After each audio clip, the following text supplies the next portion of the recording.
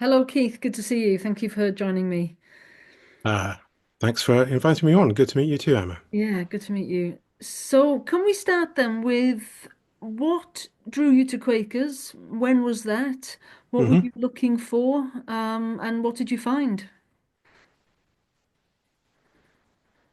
Um, I first went to a meeting in early 2002, and I can date it quite precisely because the thing that prompted me to do that was the run up to our, or it was second or third invasion of Iraq, and my wife asks me why I thought this was important, and I struggle to explain why, but it did strike me as very important. I was sort of outraged that in amongst all the nonsense that was going on, and we must be careful not to project back our subsequent knowledge that it was all sold on false prospectus, but there was something iffy about it at the time. Mm. And I was slightly outraged by the way that the mainstream churches that I had nothing to do with, I was not a churchgoer, but I was slightly outraged by the way the mainstream churches fell into line very quickly with that proposition and started rolling out their just war theories and double effect and all that shenanigans, to say that, well, yeah, okay, go on then. And I was a bit scandalized for that, for reasons that I still can't really explain. But I was kind of like, really? That's not how. I was raised a Roman Catholic, Okay. and I could remember enough of what I'd been taught to think that's not right. That's no, that's not how it's supposed to work. Um, Apart from the Society of Friends, which was very clear that this is bad and wrong, and we shouldn't be doing it. And I thought, oh, that's interesting. And at the time, I was living and working in Penrith, up in the lakes, which is kind of the Quaker heartland. And Penrith meeting was then very vigorous. I'm sure friends there will forgive me for saying was then very vigorous. It's doing all right these days, but yeah, that was then. So I went along to see what how had these people come to this conclusion? What were they about? And I think at the time as well, it was very early in. I don't know if it was full-blown Quaker Quest, but it was something like that. And you could go on Enquirer's weekends to learn more about Quakers. And I lived in Penrith, so Swarthmore was just up the road. So I went to an Enquirer's weekend at Swarthmore, which was all very fascinating. I met some interesting people there. And I started attending meetings quite regularly after that. Um, as I've moved around a lot for work around the UK and around the world, I've been kind of in and out of different meetings, and being sort of slightly semi-detached friend until about 10 years ago when I started re-engage with it more properly. And when we moved to where we are now, and I took a career break, and I thought, well, I've got the time now to do this thing properly again, or more properly than I have done for a long time. So I found the nearest, well, not the nearest, but the easiest to get to meeting, which is not quite the same thing. I started going along there, which is actually a fairly typical trajectory. People come to the society earlier in their life. I was in my early third, can't remember, late 20s, early 30s, and then they go away and then they come back. at various different life stages. So I am now back as the stereotypical middle-aged Quaker who's now got the time and the attention and the organizational skills to to be involved in society. So the thing that prompted me in the first place was the manifestation of our testimony of peace and the willingness to say against the general flow of society quite strongly, this is not right. And in contradiction to the mainstream churches who are saying, okay, I guess then. I had never really got much out of going to mass as a Catholic. The only part of it that ever really seemed to make much sense to me or have much meaning for me was the sign of peace, which was innovated after Vatican II, where the uh, the congregation would actually interact with each other and manifest some fellow feeling. Imagine that. Um, so I wasn't particularly um,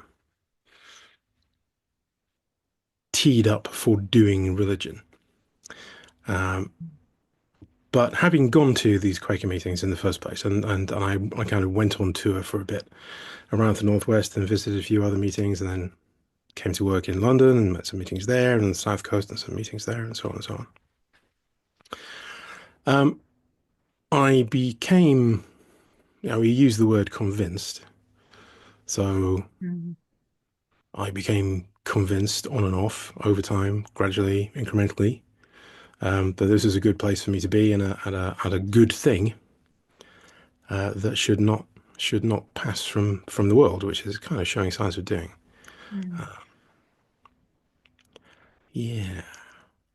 So, in terms of that's fascinating then. So, you talked about the pacifist stance of Mhm. Quakers and peace testimony. Well, no, Okay, the testimony of peace, which is not the same thing. okay. Not quite. Well, before we get back to that, then, because I would like to talk about that, let me just probe a little bit further. You said about when you came to Quaker meeting, it was because you had time, attention, organizational skills, and something about being of the right middle age, which I know Yes. obviously you mentioned a bit facetiously, but it's true. I think that's not uncommon for a lot of churches.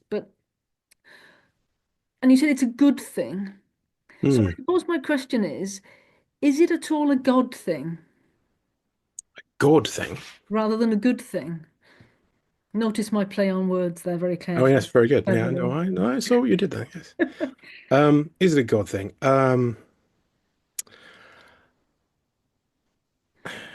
I really have no strong commitment or interest, really, one way or the other, in deities, reality of same, which one you might think was. I've been around a bit. I've lived and worked in the UK and in mainland Europe and North America and Southeast Asia, a few places in South Asia. I even managed to get around to Australia at one point. There are a great many choices available for which deity you might think is uniquely the creator and sustainer of the entire cosmos. There's a bunch. I've been to Angkor Wat. It's fabulous. It's wonderful beyond compare. It's one of the triumphs of human civilization. On the back of it, there's a huge mural. Well, not mural. It's kind of carved into the stone. Frieze, I guess. Bas relief, something like that. All along the back of it, at the landing stage for the elephants, there's this carved depiction of the prototypical objects of the universe being churned out of the sea of milk by I'll get it wrong if I try to remember one of the big three Hindu deities. Who am I to say that that's not correct? Um, then again, the Taoists that I knew in Singapore would tell you that well, chaos gave rise to yin and yang, and they gave rise to the multitude of things. Who am I to say that that's not correct? Hmm. I was brought up to believe that the Lord did it. Um, who am I to say that's not correct? But who am I to say that any of them are correct? I can't. I got no basis on which to pick one other than the prejudice of my upbringing, and I'm not gonna do that. So you don't see that they're all just words and labels as best we can to name a mysterious force. I do not subscribe to the all the spokes lead to the hub of the wheel. It's really all the same underneath. It's just one mystical tradition with different vocabularies around the world. I don't. They are genuinely different, and they have different existential claims, and they say different things about the purpose of the universe, and they say different things about the purpose of human life, which I think are irreconcilable. And so I kind of go down the Don Cupid route of not even trying to reconcile them. I'm just not interested in Yeah. trying to get tangled up in that. No. Um, Added to which, I studied physics at university, and yeah, So is physics and religion mutually incompatible then? no, no, they're not at all. Um, Physics and creation myths Hmm. are mutually incompatible. Hmm. And if you don't subscribe to the notion that your favorite deity separated separated the land from the waters from the primordial chaos, or mated with their husband, father, and gave birth to various other deities who constructed various bits of the cosmos out of body parts of their grandfather, or you don't subscribe to the idea that the prototypical objects of the cosmos were churned out of a sea of milk, or you don't subscribe to the idea that chaos gave rise to yin and yang and they gave rise to the multitude. It's just not interesting. Well, I mean, it is. No, it is interesting. If it weren't interesting, I wouldn't be able to reel all that stuff off. But it's only intellectually interesting. It's not like it's not important. I don't think really which one you have to pick.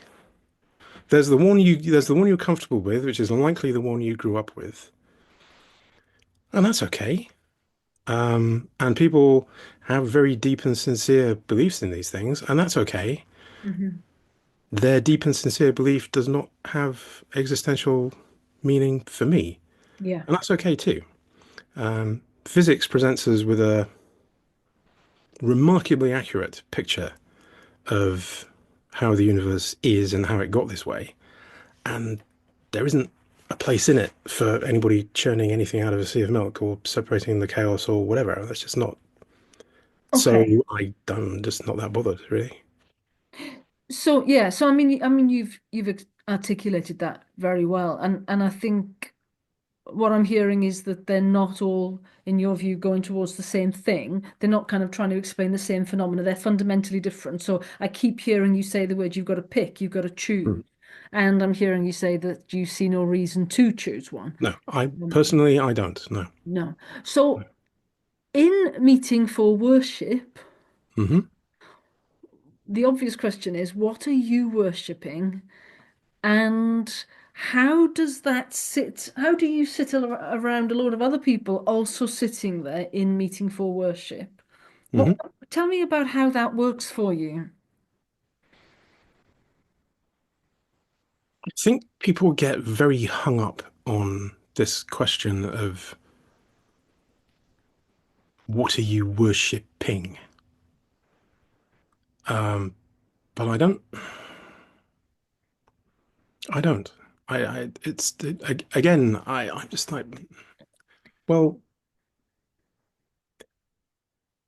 what I have said on numerous occasions is that the a great strength of the Society of Friends is that we do not put any we don't put any barriers in the way of anyone having full access to our spiritual technique. Mm. Anyone at all can walk into a meeting house on a Sunday morning or whatever other time it is and sit down and join in the activity. Yeah. And what we don't do, in contrast to creedal churches, is demand that they can pass an exam first on how and why it works. We ask only that they're willing to give it a sincere try. And my experience is that if you give it a sincere try, it works. It does Mm. work. You become a better person. I've become a better person. And that's not just my opinion. I've been told. I've been told So that what have you actually, been told then? So it's good to meet the new improved you. How have you um, changed? uh, so I am autistic, Okay. and that makes some things very difficult for me, and it makes navigating the world a hard thing. And in common with a lot of people who find navigating the world a hard thing, my reactions to that have often in the past been less than ideal. I get very impatient. I'm very frustrated and uh, not have enough, not have enough willingness to get along with all of these strange and bizarre things that the normals insist on doing. One of the effects of being involved in of being involved in the activity over an extended period, I'm told, is that I become a bit more patient, a bit more understanding, a bit more willing to go along with the normals and their nonsense.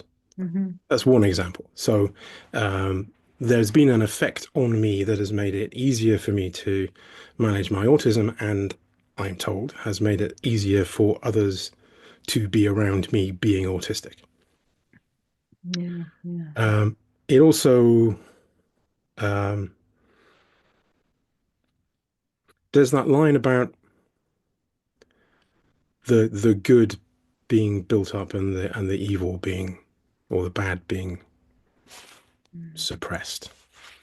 And so going to meeting every week acts as a an amplifier for my innate desire to be good and generous and kind and charitable. And one of the things about autism is so it's a stereotype of autistics that we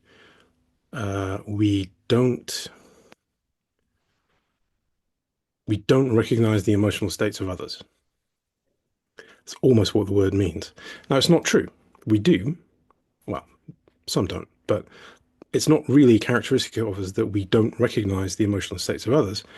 What it is that we don't know what to do with it. We don't have built into us the stereotypical responses that normals expect. And I still don't. Like, going to meeting has not done magic on my brain. It's still an autistic brain. Mm. But through that reinforcement of, I found that the effect of frequent and regular attendance at a meeting is almost establishes within me a permission to be kinder, more patient, more charitable, more understanding, and all of those good things. It's like I could previously have had an intellectual understanding that's what I was supposed to do, and it was really hard work to make myself do it. But now I've got a weekly reminder from all kinds of ways that yeah, no, it's okay actually. Mm. And really, it's actually not that hard. And there's this thing that you can practice that's going to help you. It's going to help you be kinder, be more understanding, be more generous, be more charitable. And it really does. It really does do all those things. Um, to come back to your question about what are you worshipping, um, that's one of those that feels like it goes alongside what do Quakers believe as part of there's almost a pre-cooked set of questions that our culture teaches us to ask about religions or faiths. What do you believe? What do you worship? What deities do you have? Etc. Etc. Etc. And I understand why, but again, I think that's actually not very interesting.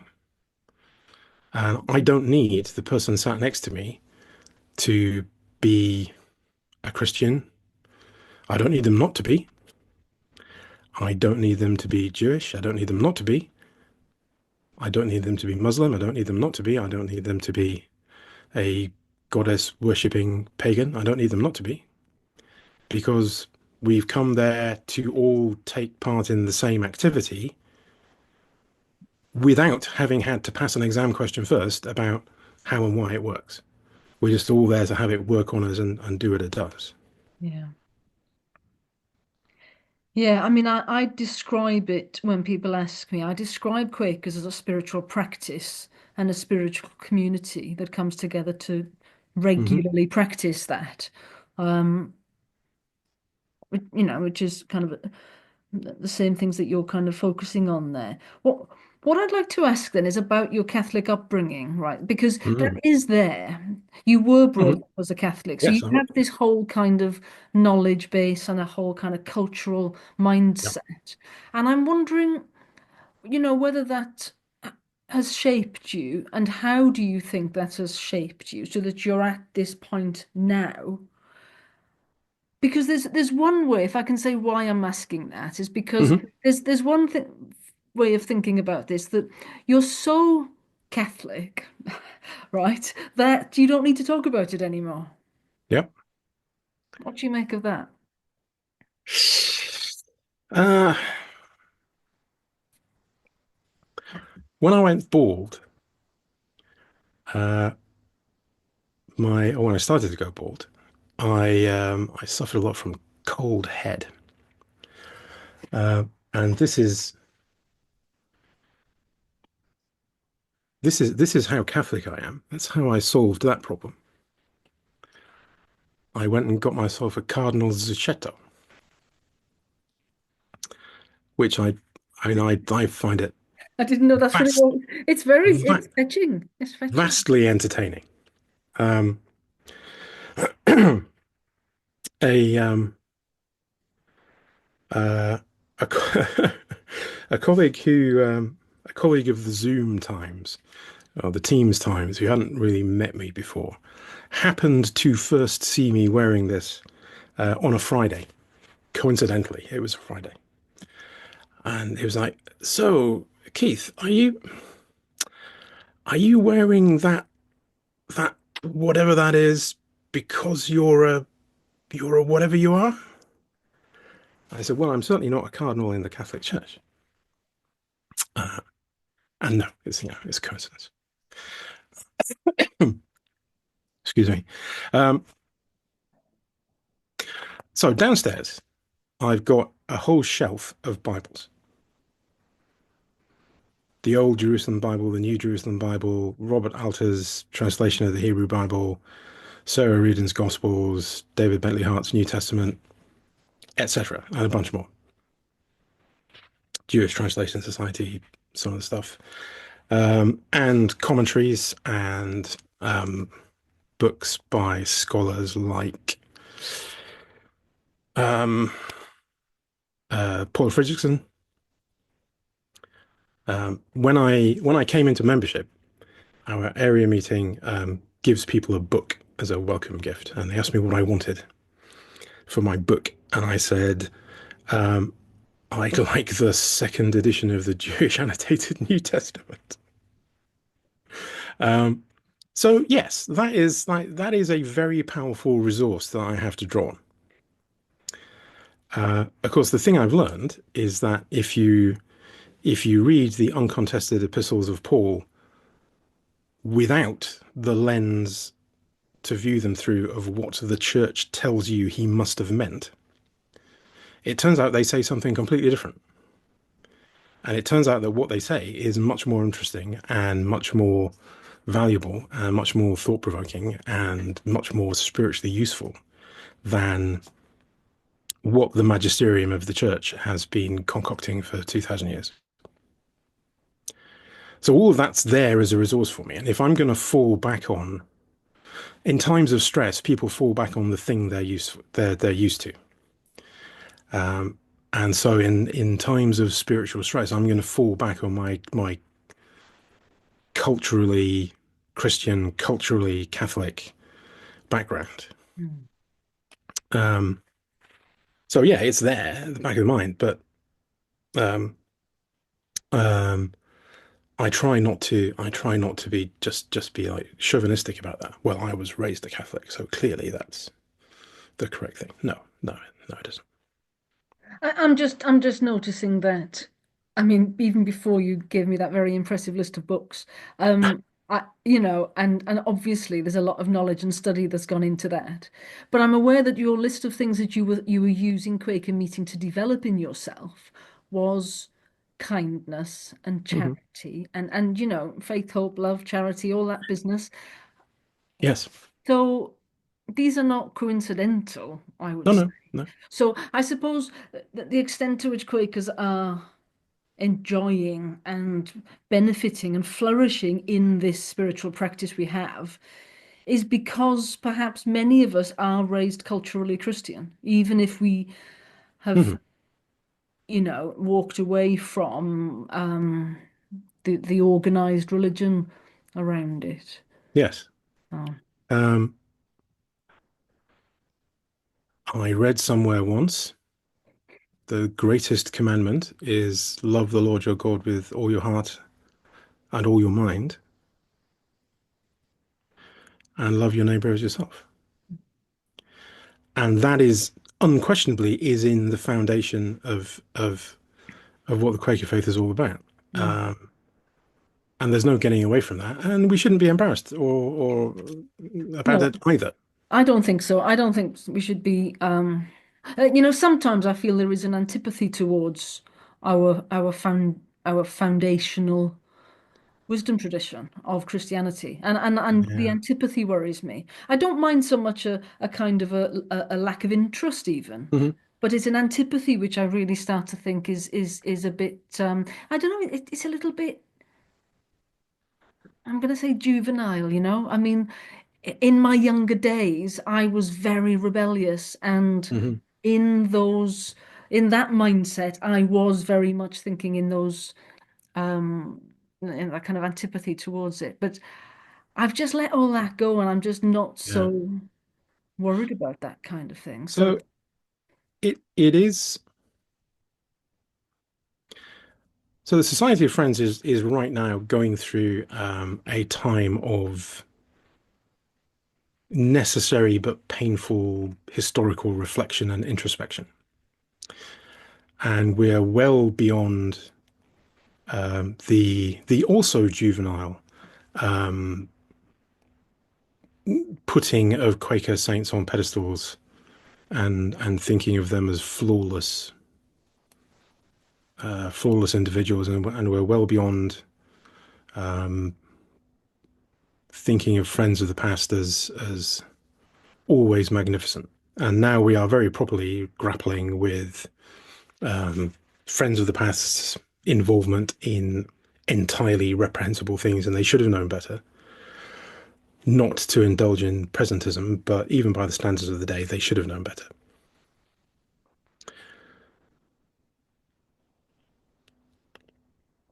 I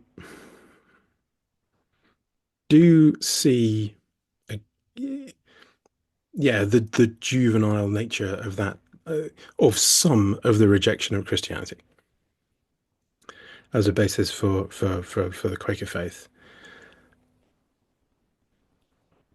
I think it's maybe also a bit overblown. Now, you do hear horror stories. There are horror stories of people standing up in meeting on a Sunday morning and delivering some vocal ministry that is uncompromisingly Christian, and then getting an eldering for it. Those stories are out there, and I believe they are true. I think that's very rare. Mm. I do think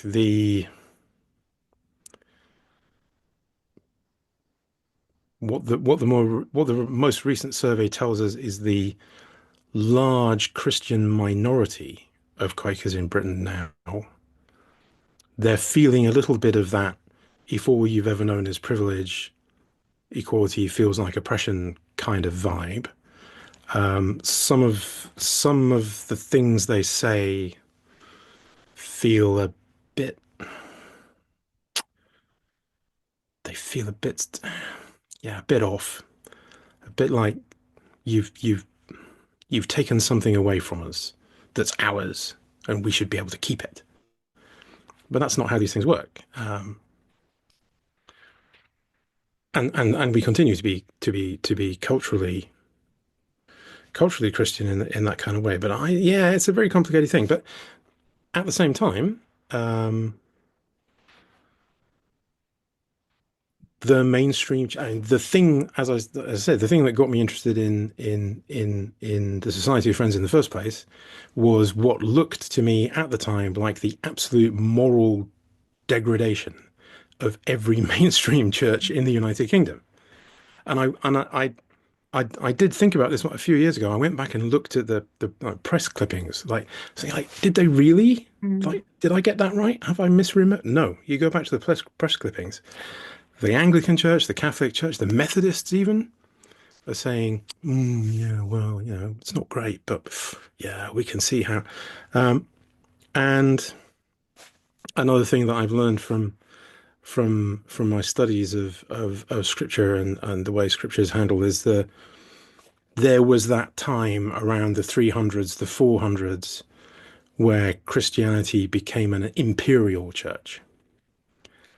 And that set the tone for a kind of Christianity that was very aggressively Mm. laying waste to other Mm. cultures and civilizations around the world for centuries, Mm. millennia, Mm. in the name of, we had to destroy this culture in order to save the people from sin. Like, did you really? So yeah, Christianity swings and roundabouts. Yeah, So again, you see, what I'm hearing from you is that you don't like the kind of Christianity no, that you've come from, but you like the kind of Christianity the Quakers offer. to the extent that they offer a kind of Christianity, yes. Yeah. Um, I mean, again, the history of in the history of the society, you see the most offensive thing that early Quakers did was to read the instructions in the Beatitudes and the Sermon on the Mount and actually do them. What do you mean by And offensive? Sorry. that was the thing that upset their the culture Okay. that they were embedded in at the time in the mid 1600s. The thing that upset the Puritans most was that Quakers looked at the gospel and said, "Okay, we'll do that, Right. and we'll take it seriously, and we'll do it Yeah. for real." I get what you're saying. So yeah. So I mean, it's by the fruits that of their Mhm. actions that you'll know them kind of idea, Yeah, the fruits type of of the thing. spirit. So I'm almost getting from you then it's a better kind of Christianity that Quakers are managing to put together, and that the peace testimony is one of the greatest things that has inspired you and called you into this group, this spiritual group. I Yeah, okay, yes, it's primitive Christianity revived, right? It's Hmm. what it was supposed to be, Hmm. um, in a way. Interesting. And it wasn't really supposed to be about worshiping Jesus. That's No, no, I get that. Jesus himself Yeah, would have been absolutely scandalized by that. Like, no, yeah, no, no, no. If you're going to worship anybody, you worship the Lord. yeah. Um, I what he get was that. interested in was how you lived your life. So yeah, by their fruits, and the fruit of the Quaker tree has not always been the tastiest. We need to deal with that. But overall, I think we've made fewer mistakes, Mm. and maybe we just need another 1700 years of practice. But Well, yeah, I think in our yeah, time we've made a lower density of mistakes yeah. in Okay. just getting this completely wrong. So tell me about the peace testimony then. Give me a bit more Hmm. about why that's really so appealing to you. Do you think they get it right? So I'm actually not a fan of that phrase, the peace testimony. Okay, I'm a bit of a spices skeptic. right. Um, I prefer to talk about our testimony of peace. Doing peace is the testimony, and friends tend to jump immediately to world peace. Mm. How are we Quakers with our the testimony of peace going to fix Ukraine? How are we Quakers with our testimony of peace going to fix Gaza? Well, we're not. Like, Mm. we're really not. That's not going to happen. There have been some things where we have been of help in getting them fixed. Quietly, behind the scenes, making a space for the people who need to talk to each other to talk to each other. We've thrown that out the window on Gaza, as it happens. We've said, actually, we're not interested in that. We'd rather be angry at Israel. I'm not sure that's really the peace testimony. It's certainly not a testimony of peace. But I think I was actually in an online conversation with an American friend about this yesterday, and or well, maybe not a friend, but a Quaker adjacent individual who was really struggling with the idea that they should not rejoice at that health insurance guy getting shot.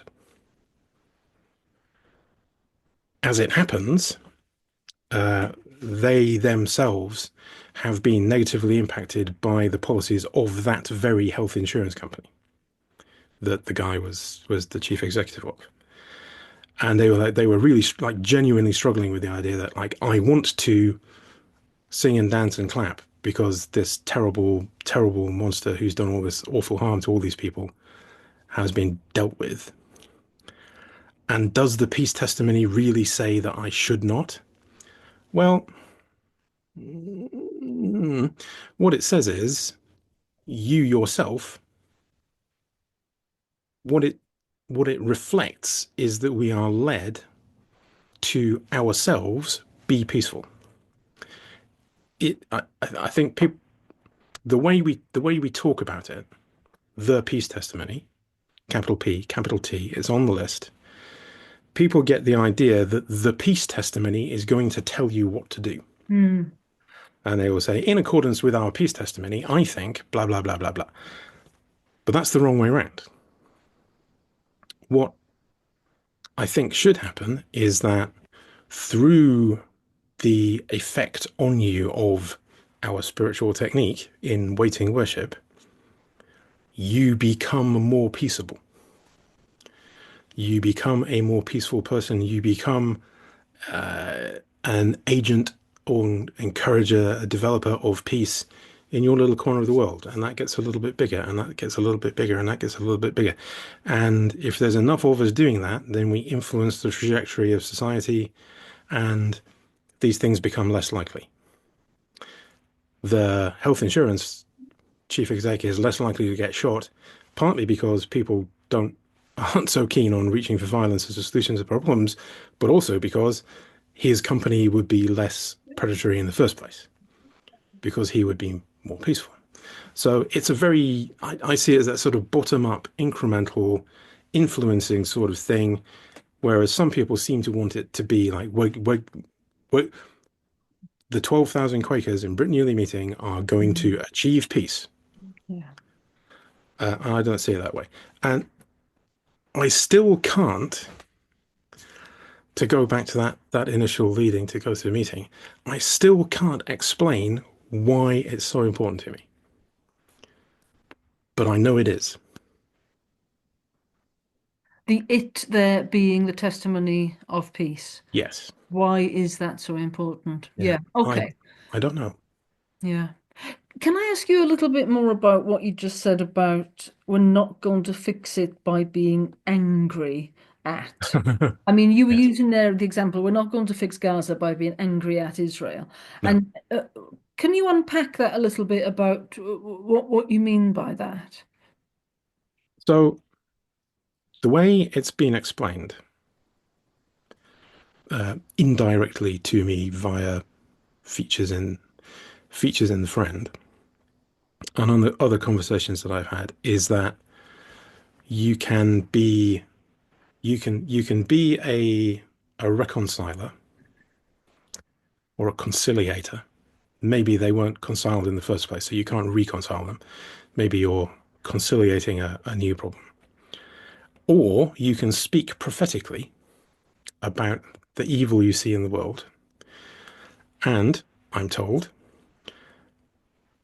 Britain Yearly Meeting has chosen prophetic in the case of Israel and Gaza, which means that we aren't going to, and nobody ever would ask us, and we're pretty sure they never were going to ask us in the first place, to go and help peace break out. Instead, we're going to speak prophetically. And as far as I can tell, that means condemning Israel for doing the most terrible things a regime can possibly do, perhaps as part of some theory about Israel being the worst kind of thing a thing can possibly be. And it's all just a giant nexus of terribleness. And we're going to condemn it because we're speaking prophetically. And that's what prophets do. And that's not going to help anybody. That is literally not going to help anybody. And it's going to tie us in knots. Mm. It already has tied us in knots. And it seems like a huge missed opportunity.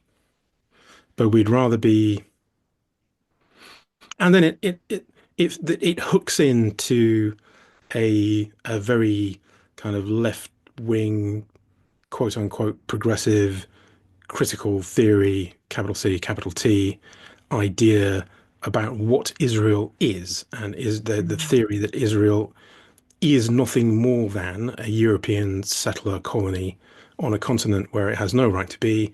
And settler colonies are, of course, the worst thing in the world. So, no surprise that it's doing the worst things in the world.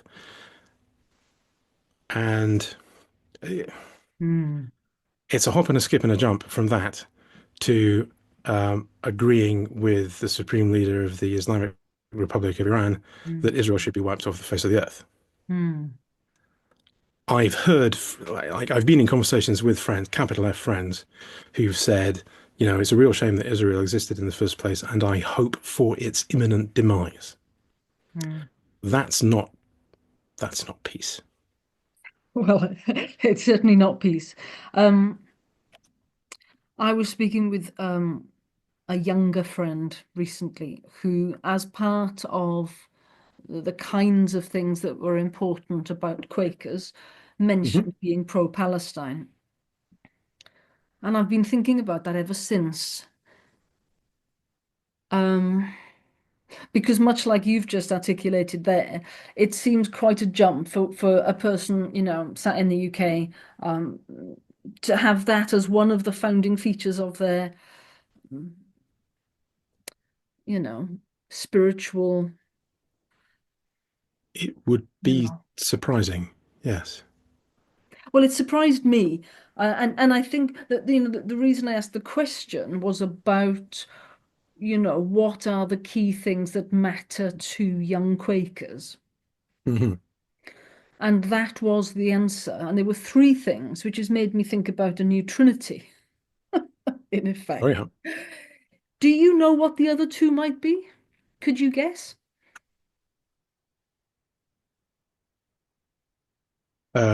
Trans rights. Yeah. Now the third one. Decarbonization.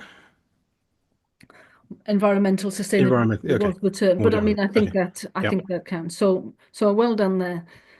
You won a prize for that. So In everything touch with the pulse of the youth. Yes. you are, yeah, and it's really interesting. I went to a left-wing theatre production, tiny little thing last night, and in the lobby they had a kind of a little stall where they were selling stuff, raising money for some kind of medical aid for Palestine, I think it was. Hmm. And they had, with all of this going around in my mind, they literally had a Palestinian flag and a progress flag Right. and environmental sustainability stuff, around the place, which you could Ah, see so that it's right was. there. The triptych. It's the, yeah. Yeah. And now that I've seen this, Yep. I can't unsee it, and it Yep. is Interesting. everywhere. Yeah. And Yeah, it is. I'm really struck by this new trinity and I can't quite understand where they come from. And one of the other people I spoke to, one thing he said to me was, for people who are spiritually or religiously, if you like, very uncertain about what they believe, and we can't talk about spiritual matters in any kind of certitude, there is Hmm. a very great certitude on these such political Right. matters. Yeah. And I thought Okay. that was Yeah. fascinating as well. So, I mean, Uh, is this as yeah. surprising to you as it is to me? I mean, are you aware of this? Do you think it's relevant to how we consider Quakerism today and the future of Quakerism? Are these relevant issues?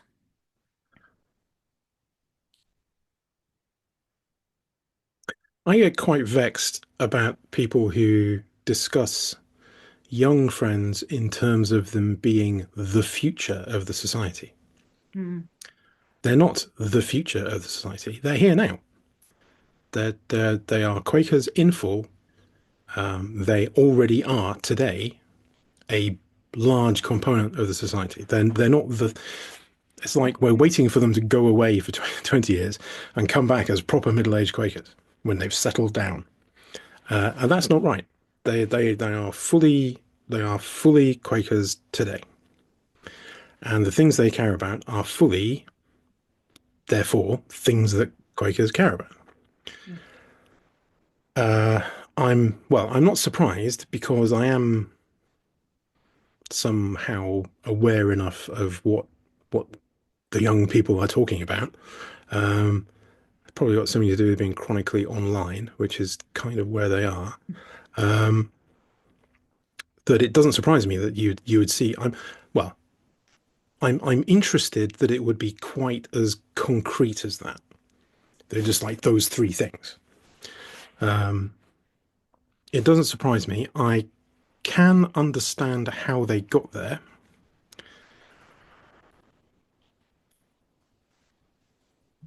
I am lining myself up for a barrage of abuse when you publish this video. I don't think so. Environmentalism, maybe. The other two, I think, are not causes for the age. For the ages, I should say. For this age, yes. For the ages, no. One way or another, and probably in a bad way that we will all deeply regret, the Palestine problem is going to stop being a problem. I don't think it's going to stop being a problem in a good way. I think it's going to stop being a problem in a bad way, but it is going to stop being a problem probably in the next 5 years. It's just not going to be a thing anymore. It's going to be like Armenia. Um, there isn't really a meaningful conversation to have anymore about the Armenians, and that's a real shame. It's a tragedy. That's how it's going to be. So that's not that's like a live current thing, but you couldn't. I don't think you could sensibly build a faith on it. Uh, Trans rights is a huge mess. There's a lot of very unclear and unhelpful thinking going on. I think I know enough philosophy to know that pondering the definition of a woman is not going to take anybody to a fruitful place. That's just not how our understanding of ourselves and the world we live in operates. The definitions are neither here nor there.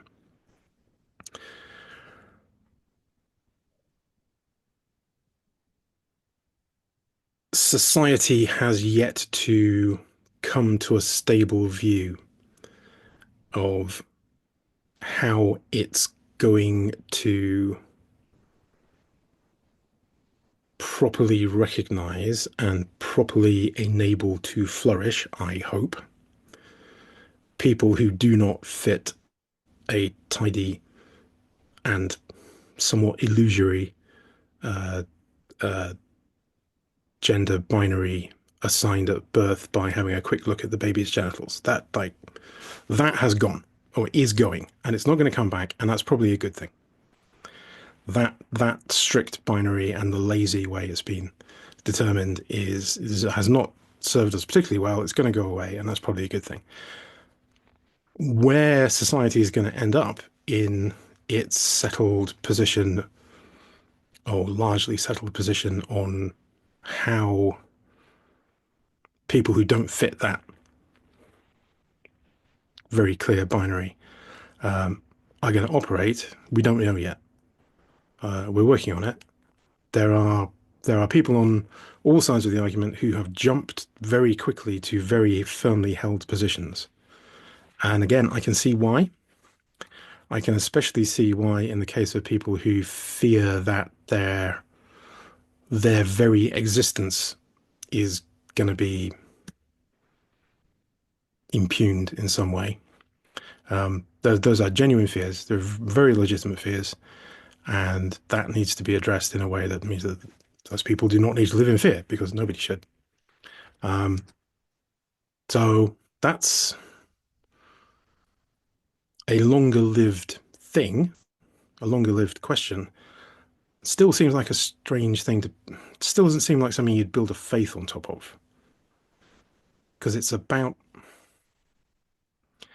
politics. It's about how society understands itself. It's about individuals. It doesn't feel like a faith thing, but I can see how you again. I can see how you can get there from the testimony of equality.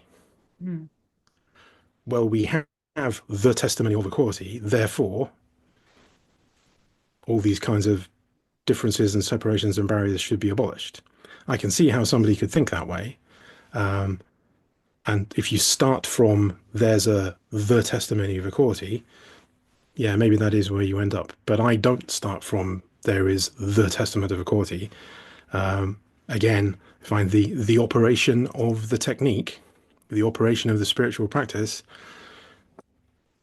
is observed to send people in the direction of dealing with others more equitably and wanting to dismantle structural unfairnesses and so on and so on and so on. And that's in the Gospels too, if that's what you're interested in. But this hooking onto this one particular kind of inequality, pernicious as it is, doesn't seem like the foundation of a faith to me. And the comments on this video are going to be a joy. Are you worried about that? Uh, Worried? No. It will be unpleasant, but I'm not worried about it. Um, I've been chronically online since 1989. And one of the things I've learned is that what people say about you on the internet actually isn't very important. No, no. I mean, it's interesting you said that, because one of the things that concerns me is that we don't seem to be able to have these kinds of No. conversations. And that's one of the reasons I want to have these long Hmm. conversations where we're not constrained by, time necessarily. We will have to stop. But, Yep. these kinds of conversations have to happen in a slow and calm Yeah. way, Yeah, but they do. carry on instead of just being truncated artificially by somebody getting upset Hmm. you know? And we're not trying to upset people here. We're trying to understand and unpack what's happening. So, Um, and I do worry that within our society of friends, we have closed down conversations, and yet we think we're good at managing conflict and helping people work through no, conflict. We seem to have this myth about no, ourselves, no, and all the no, we're observers really of bad us at it. seem to think we can do it. And I just think, well, no, we can't. No, I think we can perhaps talk about environmental issues together.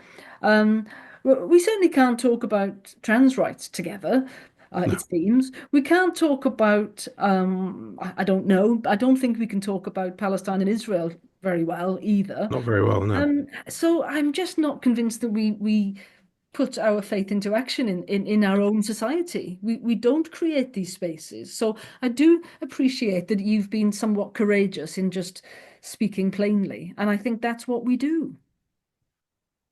Yeah, we should. We should.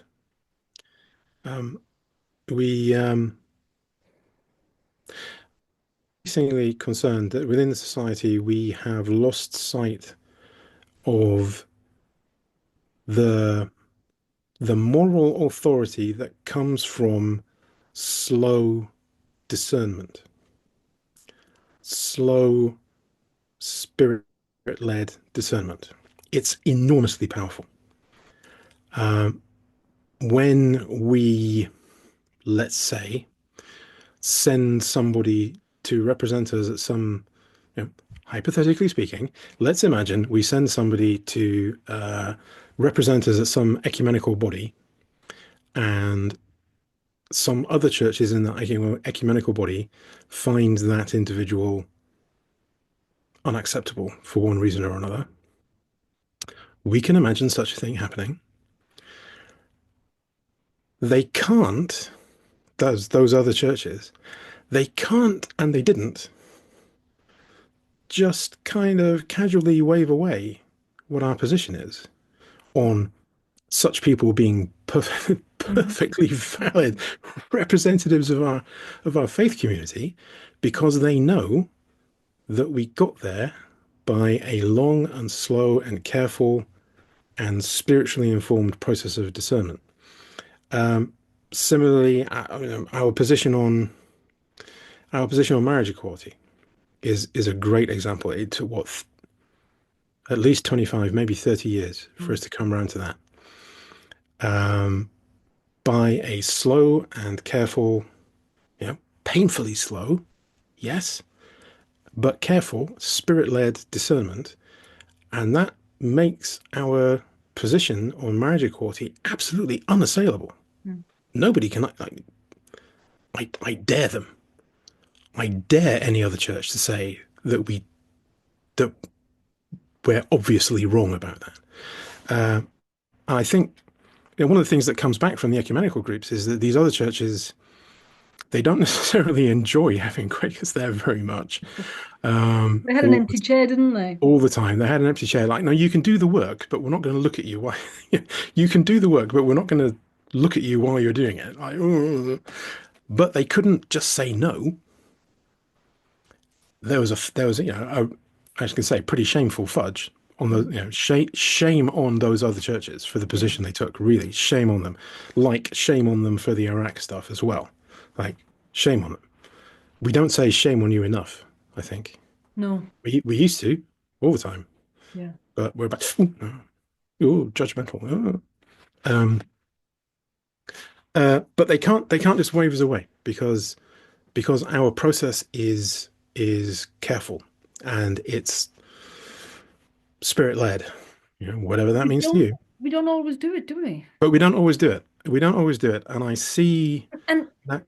and can I just say, I mean, for example, um, on the trans issue. I think our failure to do it, our failure to genuinely try a spirit-led discernment to begin very slowly and to Mm, plod along very slowly. I don't think we've started hardly.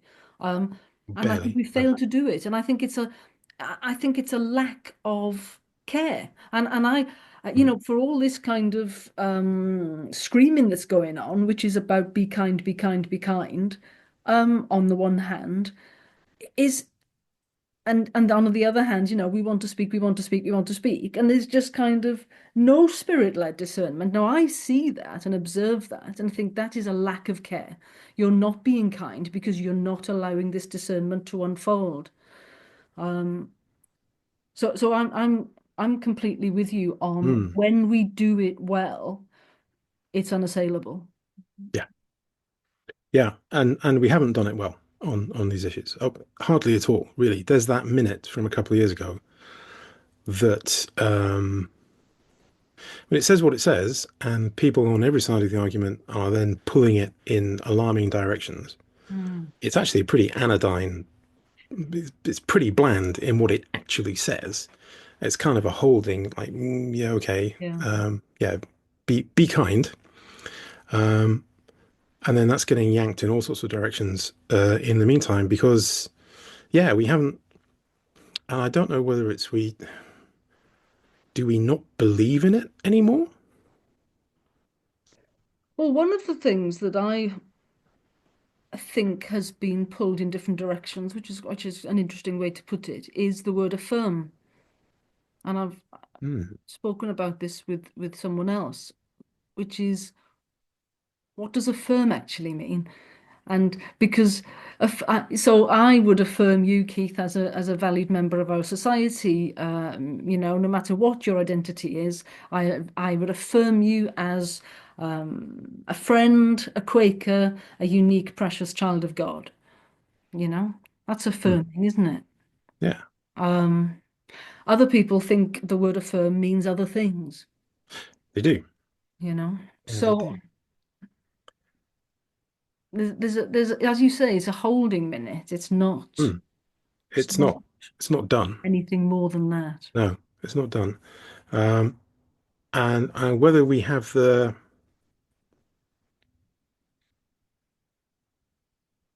more and more, I hear people talking as if they think the Society of Friends is a democratic institution,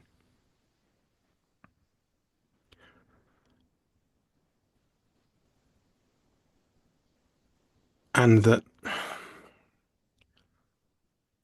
what people think should matter. And I did stand up at, I guess it was Sufferings a couple of years ago. We were wordsmithing some statement about something. I can't remember what.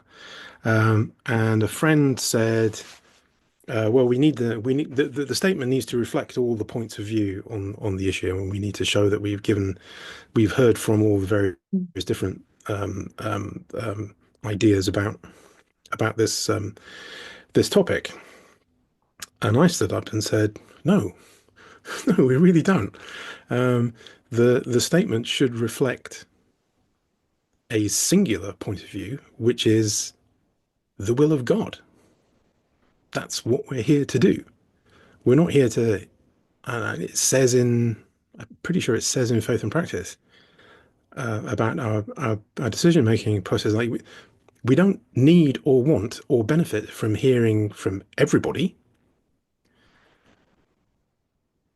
It is true that the more diverse the membership of a group that's doing the discernment, the more chance we have of hearing what we need to hear. I think that's true.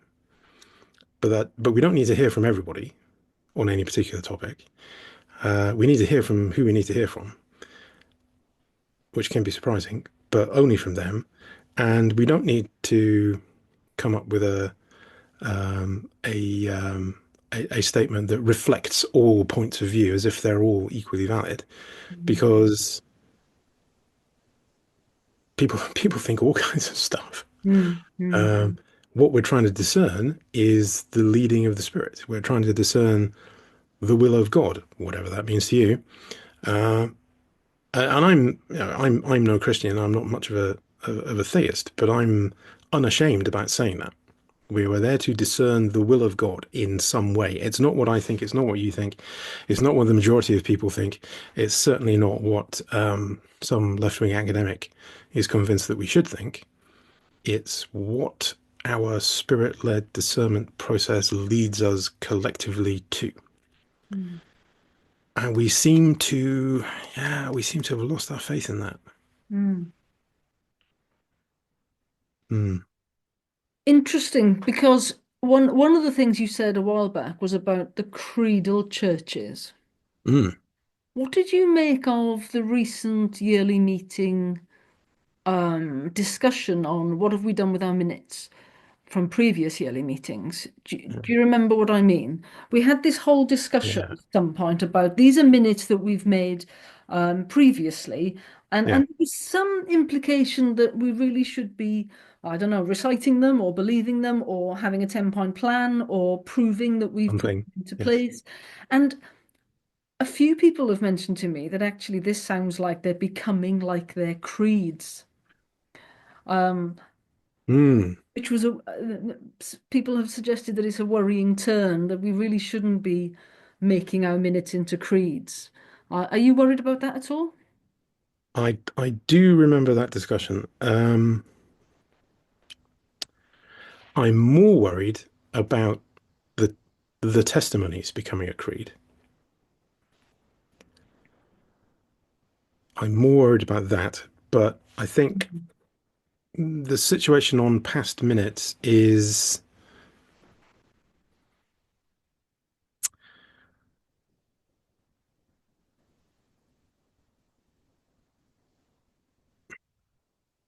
what I'm more worried about with the past minutes is that when we're not doing the stuff we said we would do.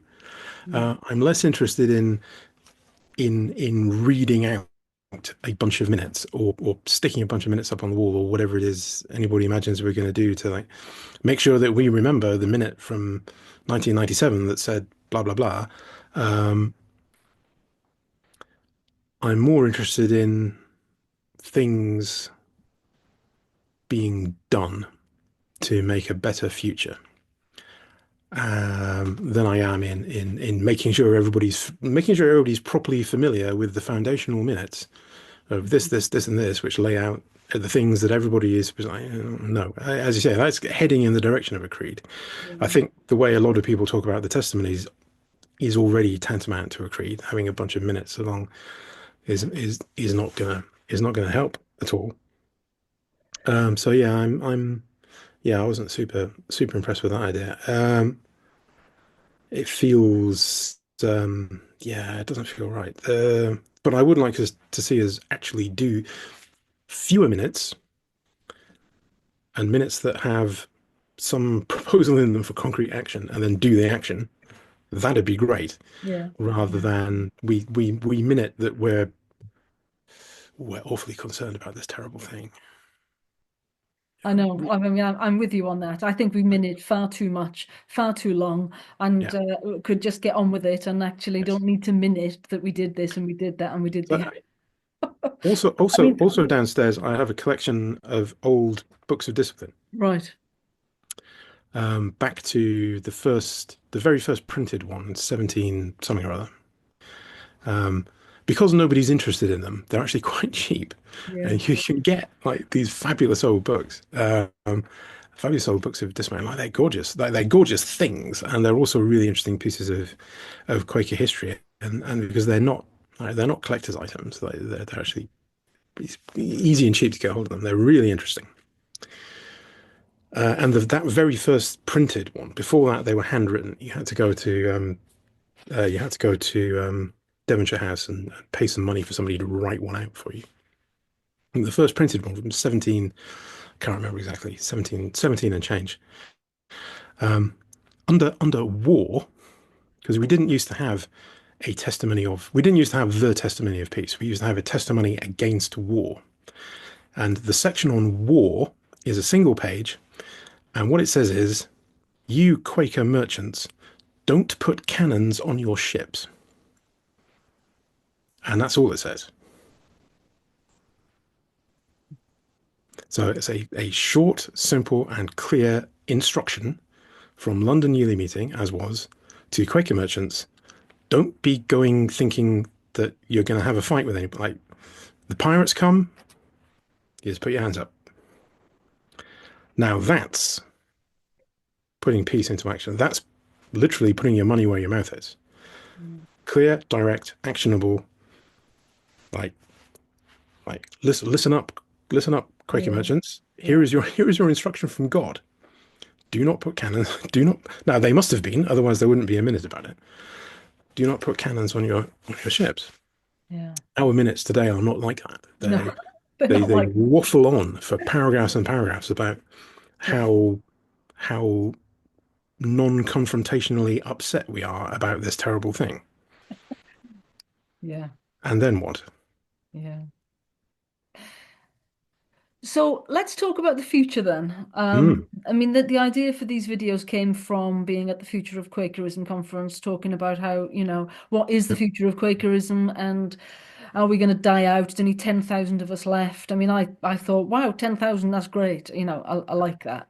Um, what do you make of the future of Quakerism? Well, I mean, I got this nice mug out of it. I know, so did I. I got Yeah, one. it's Yeah. great. I strongly suspect they were all like under the stairs in the mansion, and they've got nowhere to put them.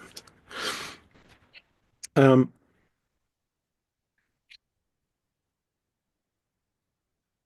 so I fear that Britain Yearly Meeting is going to become an umbrella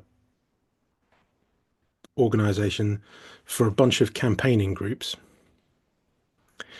and it's going to stop being a church in any meaningful sense of the words.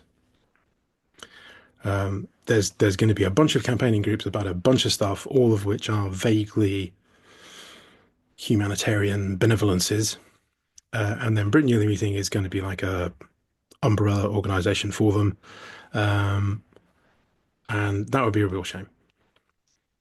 I think that would be a huge missed opportunity. So that's what I fear.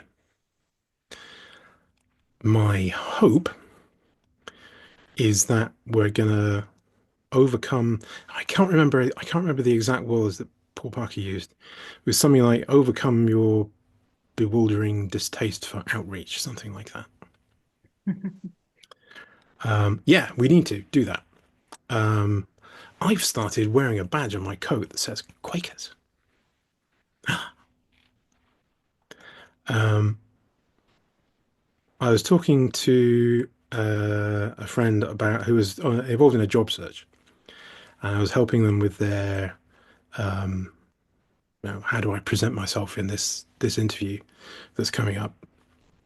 How do I interpret the mysterious things the interviewers say to me?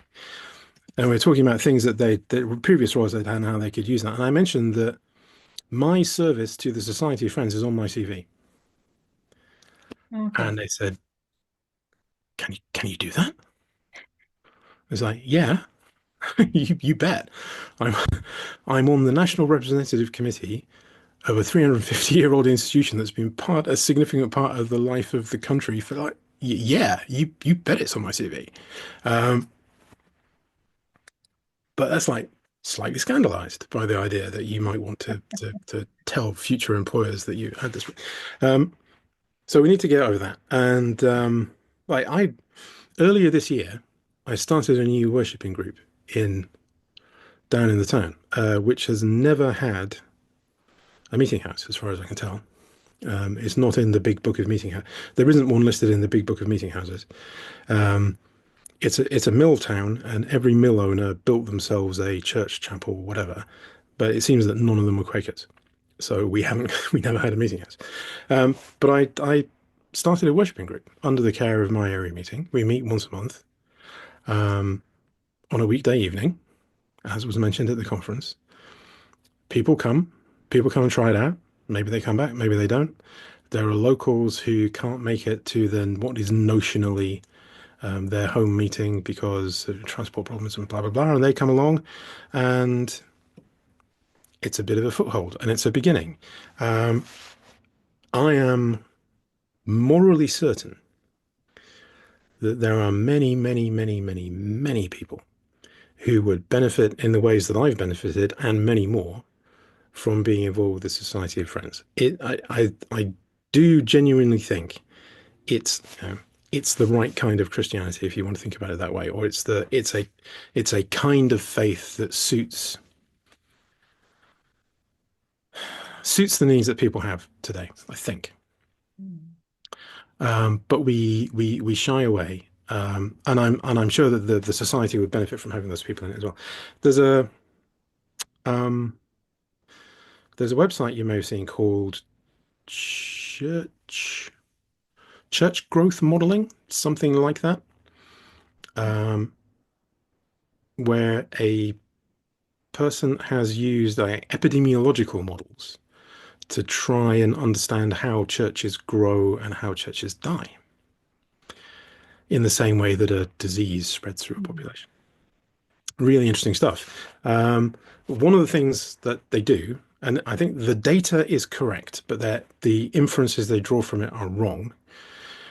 But they observe, I think, correctly that if you rank order Christian denominations in Britain from the ones whose membership is plummeting most quickly to the ones that are shrinking a bit more slowly, to the ones that are shrinking slowly, to the ones that are just about holding even, to the ones that are growing slowly, to the ones that are growing fast, to the ones that are really growing very quickly.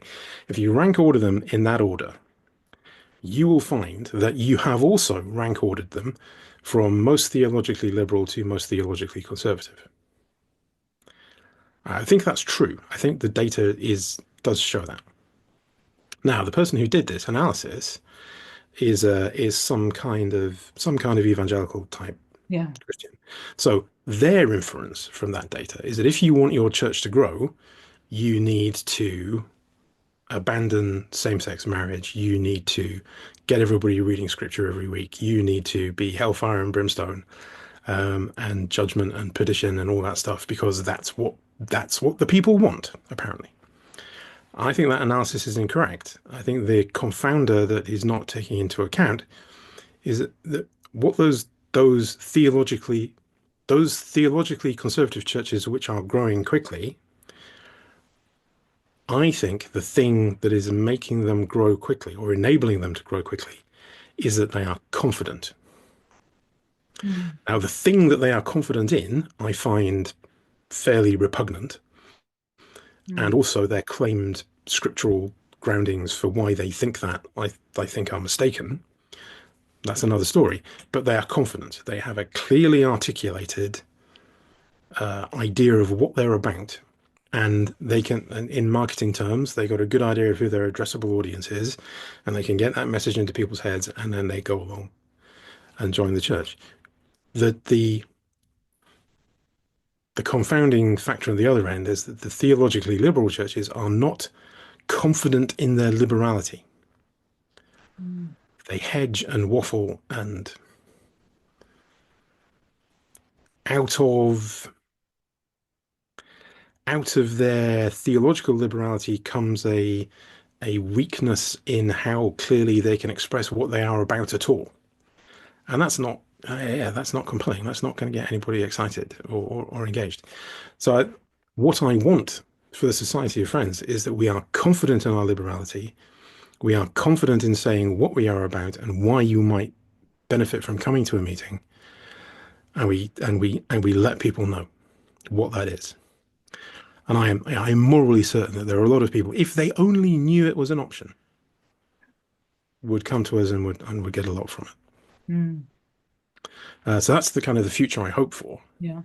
is that we do that. What we'll get, I don't know, because that's all a bit scary. Well, yeah, it's music to my ears. I'm really glad to hear you say it so clearly as that. Can you see, therefore, that that kind of confidence does benefit from us being clear about the influence of Christianity or the influence of Judeo-Christian thought or culture?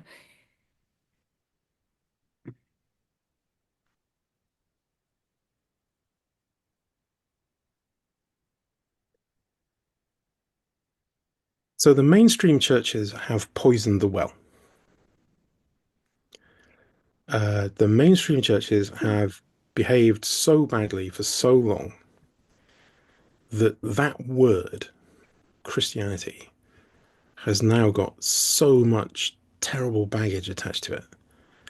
Like, Really? I mean, well, I'm hearing that, probably not as you mean it, but I'm hearing uh-huh. that they have in some way defiled God. Yes. Like, Yeah, they have. and therefore you were willing to throw out the baby with the bathwater. Well, no. But do you understand why I I'm do. I do. that kind No, of I totally, I important? absolutely do. I absolutely do. But I absolutely do. I would offer the evidence of, so viewers, you will remember this from a few months ago, when the Archbishop of Canterbury was forced to resign because it turns out that he doesn't care very much about sexual abuse in his church. Yes, he has defiled God. Yes, I am very. If any one of you caused these little ones to stumble, it would be better Mhm. for you that you had a millstone put around your neck and you were Yeah, thrown into the sea. yeah.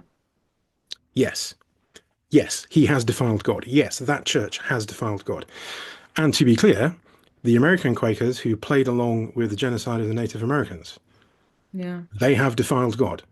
The British Quakers who were involved in the slave trade, they have defiled God. Yes, no question. I'm very well, yeah, I'm not happy as you can tell, but I don't have a problem saying that. So the again, in kind of marketing terms, that brand is pretty badly burned. So you're genuinely, I can see you're very, very thoughtfully exploring this. You genuinely think that is the basis on which we should throw out our wisdom tradition of 2000 years No, that is founding the no, Religious Society of Friends. So let's no, I do not. What we need to do is get it back from them. It's too important to be left to those jokers. We need to get it back. great. But do you agree with me then that that needs us to talk about God and it needs to talk about Christianity? Yeah, And we need to uh, be prepared. We need to be prepared to. Yes. Yeah, we need yes. Yeah, yeah, yeah, yeah. There isn't it would make no sense not to. mhm. Um it's going to be hard though because Yeah. there are many, many, many people in the country and around the world. As soon as you said Christianity, their hackles are up immediately, and with good reason. So we've got our work cut out for us. But Yeah. like, uh, there is no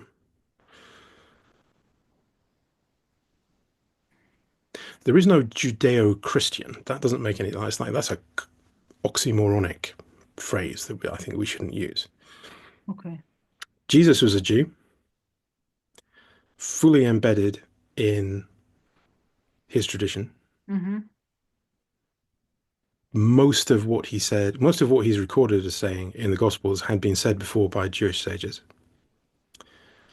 Paul was a Jew, born and lived and arguably died a Jew, did not convert to Christianity because there wasn't a Christianity for him to convert to. Hmm. What he did was find a way to reinterpret that Jewish tradition for people who were not Jewish. And there's no question in my mind that Jewish tradition is one of the triumphs of the human mind and spirit and soul, and it's a magnificent thing. And we need to get it back from people like Justin Bobby who have not dealt with it well. Fascinating. Okay. So are you saying then that we all need to go back to Judaism? It's a good place to start. Is it? Gosh. It's a very good place to start. Fascinating. Yeah, it's fascinating. I know time is getting on, but can I Yeah. tell you one more? One more story. Yeah. Um, I I stumbled across, I can't remember how, but I stumbled across a script of a sermon given by a Reform rabbi, who I got in touch with and said, "Can I've got in mind a piece that I'm going to write. Can I refer to your sermon?" And she said, "Oh yeah, sure, absolutely, marvelous." So in the fullness of time, this will happen. But um, she's a Reform rabbi, and there's a Orthodox community nearby, and she lists out all the complaints that the Orthodox community make about the Reform. You don't follow the rules. You're making it up as you go along. You pick and choose the bits that you want to do. You don't take it seriously. Um, you do this, you do that, you do the other. You don't do this, you don't do that, you don't do the other. And if you change the vocabulary just a little bit,